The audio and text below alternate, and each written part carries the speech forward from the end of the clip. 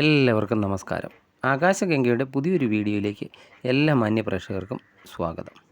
കൊല്ലവർഷം 1202 നമ്മൾ കടക്കുകയാണ്. ഈ വർഷത്തേക്ക് കടക്കുമ്പോൾ ധനുരാശിയിൽ ജനിച്ച മൂലനക്ഷത്രക്കാരുടെ ജീവിതത്തിൽ വരാനിരിക്കുന്ന പ്രധാനപ്പെട്ട മാറ്റങ്ങളെക്കുറിച്ചാണ് ഇന്ന് നമ്മൾ വിശദമായി ചർച്ച ചെയ്യുന്നത്. കേതുവിൻ്റെ നക്ഷത്രവും ധനുരാശിയുടെ ആദ്യത്തെ നക്ഷത്രവുമായ മൂലം രാശിചക്രത്തിലെ വളരെ ശക്തിയേറിയ നക്ഷത്രങ്ങളിൽ ഒന്നാണ്. 1202 ആണ്ടിൽ പ്രപഞ്ചത്തിലെ പ്രധാന ഗ്രഹങ്ങളായ വ്യാഴം, ശനി, രാഹു, കേതു എന്നിവയുടെയൊക്കെ രാശിമാറ്റങ്ങൾ മൂലം ഈ നക്ഷത്രക്കാർക്ക് എന്തൊക്കെ മേഖലയിലാണ് നേട്ടങ്ങൾ ഉണ്ടാകുന്നത്, എവിടെയൊക്കെയാണ് ജാഗ്രത പാലിക്കേണ്ടത്, തൊഴിൽ, ബിസിനസ്, സാമ്പത്തികം, കുടുംബം, വിദ്യാഭ്യാസം, ആരോഗ്യം എന്നീ മേഖലകളിലെ കൃത്യമായ വിശകലനവും അനുഭവപ്പെടാവുന്ന ദോഷങ്ങൾക്ക് ലളിതവും ഫലപ്രദവുമായ പരിഹാരങ്ങളും ഈ വീഡിയോയിലൂടെ പങ്കുവെക്കുന്നുണ്ട്. വീഡിയോ മുഴുവനായും കാണാൻ ശ്രമിക്കുക. ആദ്യമായി ഈ വർഷത്തെ ഗ്രഹനില എങ്ങനെയെന്ന് ചുരുക്കത്തിലൊന്ന് പരിശോധിക്കാം. 2026 ഒക്ടോബർ 31 വരെ വ്യാഴം നിങ്ങളുടെ 8ാം ഭാവമായ കർക്കിടകൻ രാശിയിലാണ്. തുടർന്ന് 2027 ജനുവരി 24 വരെ 9ാം ഭാവമായ ചിങ്ങത്തിലും, അതിനുശേഷം 2027 ജൂൺ 25 വരെ വീണ്ടും കർക്കിടകൻ രാശിയിലൂടെയും സഞ്ചരിക്കുന്നു. ജൂൺ 25 ശേഷം വ്യാഴം പൂർണ്ണമായി 9ാം ഭാവത്തിലേക്ക് പ്രവേശിക്കുന്നതാണ്. 2027 ജൂൺ മാസം വരെ ശനി നിങ്ങളുടെ 4ാം ഭാവമായ മീനൻ രാശിയിലും, ഇപ്പോൾ കണ്ടകശനി കാലമാണ്. അതിനുശേഷം 5ാം ഭാവമായ മേടൻ രാശിയിലേക്കും രാശി മാറുന്നുണ്ട്. ഡിസംബർ 5 വരെ രാഹു 3ാം ഭാവത്തിലും കേതു 9ാം ഭാവത്തിലുമാണ്. ഡിസംബർ 5 രാഹു 2ാം ഭാവമായ മകരത്തിലേക്കും കേതു 8ാം ഭാവമായ കർക്കിടകത്തിലേക്കും രാശി മാറുന്നുമുണ്ട്. ധനുരാശിക്കാരെ സംബന്ധിച്ച് 4ാം ഭാവത്തിലെ ശനിയും ഇടയ്ക്കിടെ 8ാം ഭാവത്തിലേക്ക് മാറുന്ന വ്യാഴവും ചില തടസ്സങ്ങളൊക്കെ ഉണ്ടാക്കാമെങ്കിലും 9ാം ഭാവത്തിൽ വ്യാഴം വരുമ്പോഴും 3ാം ഭാവത്തിൽ രാഹു നിൽക്കുമ്പോഴും വലിയ വഴിത്തിരിവുകളൊക്കെ സമ്മാനിക്കുന്നതാണ്. ഈ ഗ്രഹസ്ഥിതി നിങ്ങളുടെ ഓരോ ജീവിത മേഖലയെയും എങ്ങനെ സ്വാധീനിക്കുന്നു എന്ന് വിശദമായി നമുക്ക് നോക്കാം. ആദ്യം തൊഴിൽ മേഖല എങ്ങനെയുണ്ടെന്ന് നോക്കാം. തൊഴിൽ മേഖലയിൽ മൂലനക്ഷത്രക്കാർക്ക് 1202 ആണ്ട് മിശ്രഫലങ്ങളോടെയാണ് ആരംഭിക്കുന്നത്.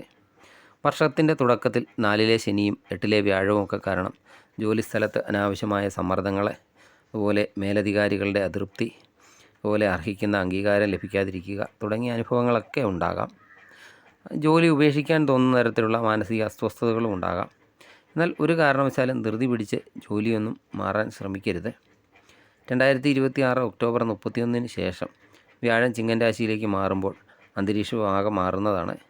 പുതിയ ജോലി, മികച്ച അവസരങ്ങളൊക്കെ നിങ്ങളെ തേടിയെത്തുന്നതാണ്.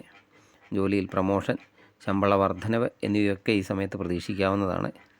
വിദേശത്തൊക്കെ തൊഴിൽ ആഗ്രഹിക്കുന്നവർക്ക് 2026 ഡിസംബറിന് ശേഷം അനുകൂലമായ വഴികളൊക്കെ തെളിയുന്നതുമാണ്. 2027 ജൂണിന് ശേഷം ശനി മേടൻ രാശിയിലേക്ക് മാറുന്നതോടെ 4ാം ഭാവത്തിലെ കണ്ടകശനി ദോഷമൊക്കെ അവസാനിക്കും. ഇത് ഉദ്യോഗാർത്ഥികൾക്കും പ്രൊഫഷണലുകൾക്കുമൊക്കെ വലിയ ആശ്വാസവും തൊഴിലിൽ സ്ഥിരതയും ഒക്കെ നൽകുന്നതുമാണ്. ഇനി ബിസിനസ് രംഗത്ത് പ്രവർത്തിക്കുന്ന മൂലനക്ഷത്രക്കാർക്ക് ഈ വർഷം തന്ത്രപരമായ നീക്കങ്ങളൊക്കെ ആവശ്യമാണ്. വർഷത്തിൻ്റെ ആദ്യ പകുതിയിൽ വലിയ നിക്ഷേപങ്ങളൊക്കെ നടത്തുന്നത് ശ്രദ്ധിച്ചു വേണം. പങ്കാളിത്ത ബിസിനസ്സിലൊക്കെ നിൽക്കുമ്പോൾ പങ്കാളിയുമായി സുതാര്യതയൊക്കെ പുലർത്താൻ ശ്രമിക്കണം.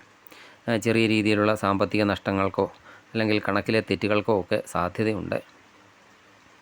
2026 ഡിസംബറിലെ രാഹുവിൻ്റെയും കേതുവിൻ്റെയും മാറ്റം, അതുപോലെ വ്യാഴത്തിൻ്റെ 9ാം ഭാവത്തിലേക്ക് സഞ്ചാരവും ബിസിനസ്സിൽ വലിയ മുന്നേറ്റമൊക്കെ ഉണ്ടാക്കും. കെട്ടിക്കിടന്ന പണമൊക്കെ പിരിഞ്ഞു കിട്ടുന്നതാണ്. പുതിയ ഉപഭോക്താക്കളെയൊക്കെ കണ്ടെത്താനും ബിസിനസ്സൊക്കെ വിപുലീകരിക്കാനും സാധിക്കും. റിയൽ എസ്റ്റേറ്റ്, അതുപോലെ വാഹന വിപണനം, വിദേശ വ്യാപാരം എന്നീ മേഖലകളിലൊക്കെ പ്രവർത്തിക്കുന്നവർക്ക് ഈ സമയത്തെ മികച്ച ലാഭവും ലഭിക്കുന്നതാണ്. ചെറിയ റിസ്കുകളൊക്കെ ഏറ്റെടുക്കാമെങ്കിലും 2027 ജനുവരി മുതൽ ജൂൺ വരെയുള്ള കാലയളവിൽ വ്യാഴം വീണ്ടും 8ലേക്ക് വരും. ആ സമയത്ത് വലിയ സാമ്പത്തിക കരാറുകളിലൊക്കെ ഒപ്പിടുമ്പോൾ ആരുടെയെങ്കിലും അഭിപ്രായമൊക്കെ തേടുന്നത് നന്നായും ഇരിക്കും. അടുത്തതായി കുടുംബപരമായ കാര്യങ്ങൾ എങ്ങനെയുണ്ടെന്ന് നോക്കാം. കുടുംബജീവിതത്തിൽ സമ്മിശ്ര അന്തരീക്ഷമായിരിക്കും. 4ാം ഭാവത്തിലെ ശനിയും 8ാം ഭാവത്തിലെ കേതുവും കാരണം കുടുംബാംഗങ്ങൾ തമ്മിൽ ചെറിയ അഭിപ്രായ വ്യത്യാസങ്ങൾക്കോ ബന്ധുജനങ്ങളിൽ നിന്ന് അകൽച്ചയ്ക്കോ ഒക്കെ സാധ്യതയുണ്ട്. എന്നാൽ വ്യാഴം 9ാം ഭാവത്തിൽ നിൽക്കുന്ന സമയത്ത് ഗ്രഹത്തിൽ മംഗളകർമ്മങ്ങൾ, വിവാഹം, പൂജകൾ എന്നിവയൊക്കെ നടക്കാനും സാധ്യതയുണ്ട്. സന്താനങ്ങളൊക്കെ ഇല്ലാതെ വിഷമിക്കുന്നവർക്ക് സന്താന ഭാഗ്യവും പ്രതീക്ഷിക്കാവുന്നതാണ്. ദാമ്പത്യ ജീവിതത്തിൽ നിലനിന്നിരുന്ന അകൽച്ചയൊക്കെ മാറി സ്നേഹബന്ധമൊക്കെ ദൃഢപ്പെടുന്നതുമാണ്. ഇനി മൂലം നക്ഷത്രക്കാരുടെ സാമ്പത്തികം എങ്ങനെയുണ്ടെന്ന് നോക്കാം. വർഷത്തിൻ്റെ തുടക്കത്തിൽ അപ്രതീക്ഷിതമായ ചിലവുകളൊക്കെ വന്നു ചേരാം. വീട് പണി, വാഹനത്തിൻ്റെ അറ്റകുറ്റപ്പണികൾ, അതുപോലെ മെഡിക്കൽ ചിലവുകൾ എന്നിവയൊക്കെ ഇതിൽപ്പെടാം. എന്നാൽ 2026 ഡിസംബർ 5 രാഹു 2ാം ഭാവത്തിലേക്ക് മാറുമ്പോൾ പണവരവിലൊക്കെ വർധനം ഉണ്ടാകുമെങ്കിലും സംസാരിച്ച് ധനനഷ്ടം വരാതെ നോക്കേണ്ടതാണ്. വാക്കുകളിലൊക്കെ സൂക്ഷ്മത പുലർത്തേണ്ടതുമാണ്. 2027 പകുതിയോടെ സാമ്പത്തിക ഭദ്രതയൊക്കെ കൈവരിക്കാൻ സാധിക്കുന്നതാണ്. പഴയ കടങ്ങളൊക്കെ വീട്ടി തീർക്കാൻ ഈ വർഷം അവസാനമൊക്കെ നിങ്ങൾക്ക് സാധിക്കുന്നതുമാണ്. ഇനി വിദ്യാർത്ഥികളുടെ കാര്യം നോക്കാം. വിദ്യാർത്ഥികൾക്ക് ഈ വർഷം ആത്മാർത്ഥമായ പരിശ്രമം ആവശ്യമാണ്. 4ലെ ശനി ശ്രദ്ധക്കുറവും മടിയും ഒക്കെ ഉണ്ടാക്കാൻ സാധ്യതയുണ്ട്. എന്നാൽ ഉന്നത വിദ്യാഭ്യാസത്തിന് ശ്രമിക്കുന്നവർക്കും മത്സര പരീക്ഷകൾക്കൊക്കെ തയ്യാറെടുക്കുന്നവർക്കും 2026 നവംബറിന് ശേഷമുള്ള കാലയളവ് വളരെ അനുകൂലമാണ്. വിദേശത്തൊക്കെ ഉപരിപഠനം ആഗ്രഹിക്കുന്നവരുടെ സ്വപ്നങ്ങളൊക്കെ ഈ വർഷം സഫലമാകുന്നതുമാണ്. ഇനി മൂലം നക്ഷത്രക്കാരുടെ ആരോഗ്യസ്ഥിതി എങ്ങനെയുണ്ടെന്ന് നോക്കാം. ആരോഗ്യകാര്യത്തിൽ മൂലം നക്ഷത്രക്കാർ ഈ വർഷം പ്രത്യേക ശ്രദ്ധ പുലർത്തണം. 8ലെ വ്യാഴവും 4ലെ ശനിയും ഉദരസംബന്ധമായ അസുഖങ്ങൾ, അതുപോലെ നെഞ്ചരിച്ചിൽ, അസ്ഥി സന്ധി വേദനകൾ, മാനസിക സമ്മർദ്ദം എന്നിവയൊക്കെ ഉണ്ടാക്കാം. ഭക്ഷണക്രമത്തിലൊക്കെ ഒരു കൃത്യത പാലിക്കുക. വാഹനങ്ങളൊക്കെ ഉപയോഗിക്കുമ്പോഴും യാത്രകളിലുമൊക്കെ ഒരു ജാഗ്രത പാലിക്കുക. ഗർഭിണികളും പ്രായമായവരും ഒക്കെ ഉണ്ടെങ്കിൽ കൃത്യമായ വൈദ്യപരിശോധനകളൊക്കെ ഉറപ്പുവരുത്തേണ്ടതാണ്. 2027 ജൂണിന് ശേഷം ആരോഗ്യസ്ഥിതിയിൽ വലിയ പുരോഗതിയൊക്കെ ഉണ്ടാകുന്നതുമാണ്.